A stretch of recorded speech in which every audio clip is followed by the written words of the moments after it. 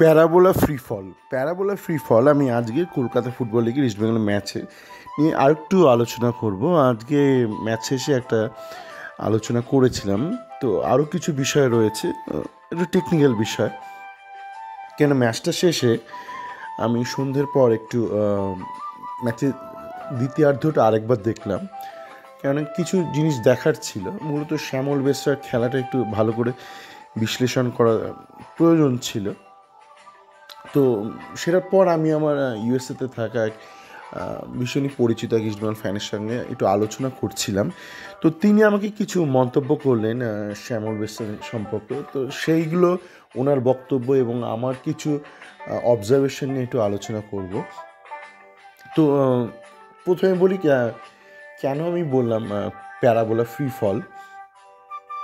তার কারণ আমাকে আরও একটা ইস্টবেঙ্গল ফ্যান বলেছিল যে দ্বিতীয়ার্ধে যখন শ্যামল ব্যাসরা নামলো, ও প্রথমে রাইট উইং হাফ নেমেছিল।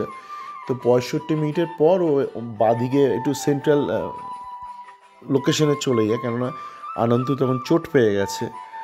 তো ও যখন রাইট উইংয়ে খেলছিল, ও বারবার কাটিং করে ভেতর ঢুকে আসছিল এবং বেশ কয়েকবার ওর পাসটা ঠিকঠাক হয়নি। তো আমি ভালো করে দেখলাম, 1-2বার ভুল পাস হয়েছে, আর কয়েকবার যেহেতু ভেজা মাঠ, মানে যেখানে বলটা ঠিকঠাক রোল হচ্ছে না, তো কিছু কিছু মিসপাস হয়েছে, মানে টাইমিংটা বা স্পিডটা ঠিক হয়নি।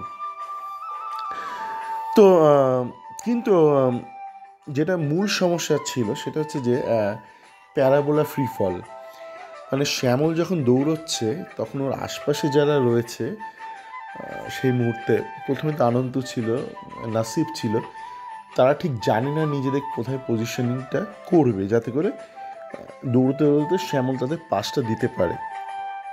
আপনাদের মনে আছে কি না জানি না, বড় ম্যাচে যখন গোলটা করলো জেসিন, তখন জেসিন কিন্তু পড়ে গিয়েছিল। কেন প্রথমেই যখন ডেভিডকে পাস দিল আপনার সায়ন, তখন যখন বলটা ডেভিডের পায় এবং সায়ন প্রত্যাশা করছে যে ডেভিড ওকে একটা ওয়াল খেলবে, তখন জেসিন হঠাৎ ছুটে বেরিয়ে গেছিল। মানে ও ভেবেছিল হয়তো ডেভিড ওকে পাসটা দেবে। সেইটা নিয়ে আর একটা ইস্টবেঙ্গল ফ্যান খুব আলোচনা করছিল আমার চ্যাট ফোরামে। কিন্তু তখন আমার ইউএসএতে থাকা বন্ধুই বললো যে, এবং আমি পরে ভালো করে দেখলাম ভিডিওটা, যে জেসিন যে একটা প্রত্যাশা করেছিল যে ওকে একটা পাসটা দেবে সায়ন, বা সায়নই পাসটা দেবে বা ডেভিড যে কোনো একটা দেবে, সেটা না, মানে সেটা করতে গেলে একটা প্যারাবোলা ফ্রি ফল লাগবে। মানে জেসিনের সামনে তখন দুটো ডিফেন্ডার রয়েছে, আপনার ওই মোহনবাগান সুপার জায়েন্টের দুটো ডিফেন্ডার রয়েছে। তো সেই মুহূর্তে যদি একটা পাস দিতে হয় সায়নের কাছে ছিল যখন, তখনই রানটা করেছিল জেসিন, ভুল বললাম, ডেভিডের নয়। যখন সায়নের কাছে পায় বল এবং সায়ন ডেভিডকে দিয়ে ওয়ালটা খেলবে, সেই মুহূর্তেই রানটা করেছিল জেসিন। তো সায়নের পায়ে যখন জেসিন রানটা করলো, তখন জেসিনের সামনে দুটো ডিফেন্ডার ছিল। আর আপনি যদি তাদের লোকেশনটা দেখেন, তাদের যে স্পেশিয়াল যে ডিস্টেন্স বা যতটা দূরত্বে তারা রয়েছে, সেই পাসটা যদি সায়নকে দিতে হয় না, তাহলে ওকে একটা প্যারাবোলা ফ্রি ফল করতে হবে। মানে বলটা, মানে পাসটা প্যারাবোলার মতন উঠে যাবে, তারপর ওপর থেকে তাল পড়ার মতন হঠাৎ ফ্রি ফল হয়ে পাসটা হবে না। তো কি, যদি একটা রেগুলার প্যারাবোলা হয় ততটা স্পেস নেই, মানে ওই হাইট স্পেসের সমস্যা। তো এই ব্যাপারগুলো কিন্তু ওই একজন ভালো শিক্ষিত প্লেয়ারের মধ্যে এটা থাকে, যেটা ইস্টবেঙ্গলে যারা খেলছিল দ্বিতীয়ার্ধে তাদের অনেকের মধ্যে এটা নেই। এবং যখন শ্যামল দৌড়াচ্ছে, অবশ্যই যেটা বললাম, কিছু ক্ষেত্রে টাইমিং গন্ডগোল হয়েছে মাঠের জন্য, বল যেহেতু স্পিড রোল করছিল না। আর অনেকটাই হয়েছে সেটা হচ্ছে যে ওর আশপাশের ছেলেরা ঠিক নাসিব, আনন্তু, এরা ঠিক, বা ওই ছেলেটা যে মোহাম্মদ আশিক, দুটো মোহাম্মদ আশিক, এরা জায়গাটা নিতে পারছিল না, যে যাতে করে একটা স্পেস ক্রিয়েটার ফর পাসিং এটা হচ্ছিল না। এইটা তো গেল বাকিদের দোষ ত্রুটি, বা কিন্তু শ্যামলকেও উন্নতি করতে হবে, এবং সেই বিষয়ে মতামত কিন্তু প্রধানত আমার ইউএসএর বন্ধুই দিয়েছে। তো সে বলল শ্যামল কে একটা আনপ্রেডিক্টেবিলিটি আনতে হবে। আপনারা আজকে নিশ্চয়ই দেখেছেন যে শ্যামল 45 মিনিট থেকে 65 মিনিট রাইট উইং হাফে ছিল, তারপর একটু সেন্ট্রালি ছিল, পুরোপুরি সেন্ট্রালি নয়, একটু বাদিক ঘেসে ছিল। কেন সেন্ট্রালি আপনার দ্বিতীয়ার্ধের শুরু থেকে ছিল রামসাঙ্গা ছিল, নাসিব ছিল, আর আনন্দ ছিল। আনন্দ বসে যাওয়ার পর এই ফালতু প্লেয়ার মার্কটাকে নামিয়েছিল মাঝখানে, অতি জঘন্য প্লেয়ার মার্ক। তো শ্যামল তো একটু বাদিক চেপে সেন্ট্রালি ছিল, কারণ একদম লেফট উইংয়ে ছিল আপনার ওই মোহাম্মদ আশিক, পুরনো মোহাম্মদ আশিক, নতুন মোহাম্মদ আশিক স্ট্রাইকার, পুরনো মোহাম্মদ আশিক ছিল।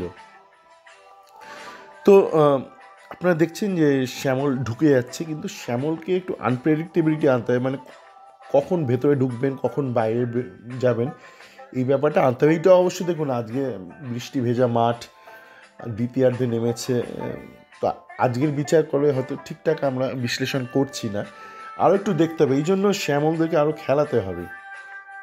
এবং যেটা আমাকে বারবার বললো ব্যক্তিগতভাবে অনেক বন্ধু, যে শ্যামলকে কিন্তু এক্সট্রা ট্রেনিং করতে হবে, মানে যেটা এখন সায়ন শুরু করেছে বাড়তি ট্রেনিং, এরকম ওকে একটা ট্রেনিং করতে হবে। কেননা আজকে দেখলাম ও বল পেলে মানে চোচো করে গতিতে ঢুকে যাচ্ছে, কিন্তু সবসময় সেটা করলে চলবে না, তাহলে আপনি প্রেডিক্টেবল হবেন। ক্রিকেটে আপনি ফাস্ট বল করছেন, আপনি যদি একই স্পিডে প্রত্যেকটা বল ফেলেন তাহলে কিন্তু অনেকটা প্রেডিক্টেবল হয়ে যাবেন, সে আপনি যতই ফাস্ট বোলার হন। আপনাকে একটু পেস ভেরিয়েশন করতে হবে, মানে স্পিডের ভেরিয়েশন। তো শ্যামলকেও একটু ডাইরেকশনাল একটুখানি ভেরিয়েশন আনতে হবে, মানে এটা মস্তিষ্কের ব্যাপার, একটু ভাবনা চিন্তা করতে হবে যে সবসময় কাট করবো না, মাঝে মধ্যে বাইরে যাব, বা স্পিডটা আমি সবসময় যে একই স্পিডে দৌড়বো সেগুলো করলে হবে না। মানে রয়েছে দেখুন বেসিক স্কিলটা রয়েছে, কিন্তু এবার ওটাকে নিয়ে একটু খেলা করতে হবে আপনি যদি পরবর্তী ধাপে যেতে হয়। তো এই খেলা করাটা আপনার হাতে ধরুন সমস্তই আছে, আপনার প্যালেটে সমস্ত রং রয়েছে, কিন্তু রংটাকে আপনি কখন কতটা লাগাবেন সেইগুলো নিয়ে একটু সচেতনভাবে একটু খেলা করতে হবে। এবং খেলা করার যে ক্ষমতাটা, এটা কিন্তু বিনো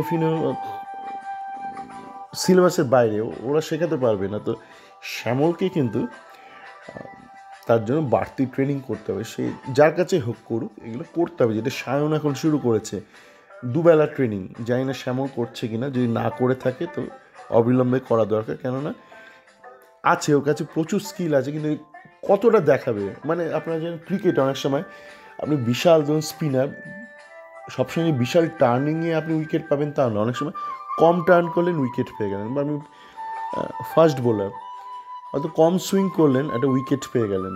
তো অনেক সময় না বেশি কিছু নাও করতে হতে পারে, আপনি অল্প করাতেই হয়তো কাজটা আপনার হয়ে গেল। এই আনপ্রেডিক্টেবিলিটিটা আনতে হবে শ্যামলকে। তার জন্য দেখুন, তার জন্য ওকে গেম টাইমটাও দিতে হবে আমাদেরকে, যেটা দিচ্ছিল না। মানে আজকে ষষ্ঠ ম্যাচ, প্রথম 5টা ম্যাচ ওকে নামাইনি বিনো।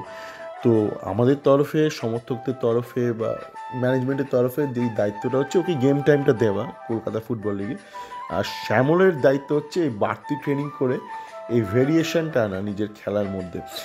একটা মজার তথ্য বলছি, আপনারা যদি ভালো করে সেকেন্ড হাফটা দেখেন, এই যে প্রত্যেকটা মুহূর্তে যখন একটা গোল করার একটা অবকাশ তৈরি হয়েছে, রচিত হয়েছে, সেখান থেকে গোল হোক বা না হোক, দ্বিতীয়ার্ধে 3টে গোল হয়েছে, কিন্তু আরও তো অনেক গোল স্কোরিং অপরচুনিটি ছিল। প্রায় প্রত্যেকটা ক্ষেত্রে কিন্তু শ্যামল কিন্তু বক্সের মধ্যে পৌঁছে গিয়েছিল এবং ভালো পজিশন নিয়েছিল।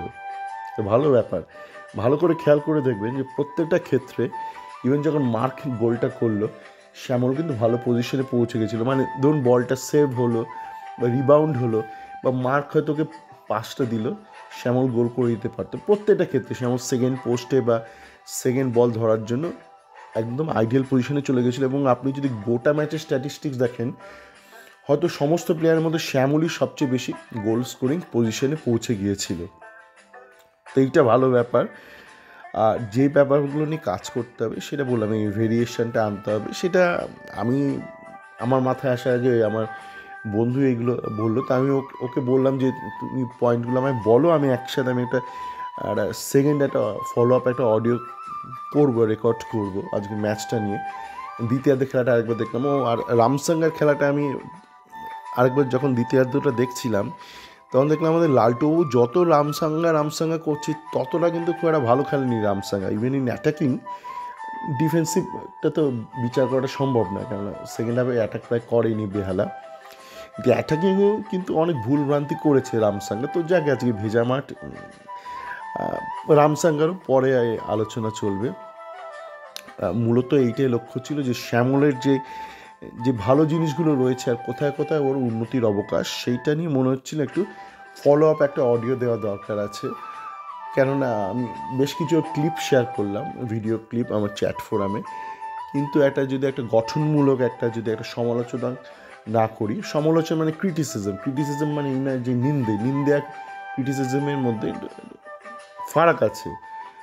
এখানে আমি যেটা করার চেষ্টা করলাম, মানে ওর ভালো দিকগুলো, যেখানে ওর উন্নতির অবকাশ, দুটোই আলোচনা করলাম। সবাই ভালো থাকবেন।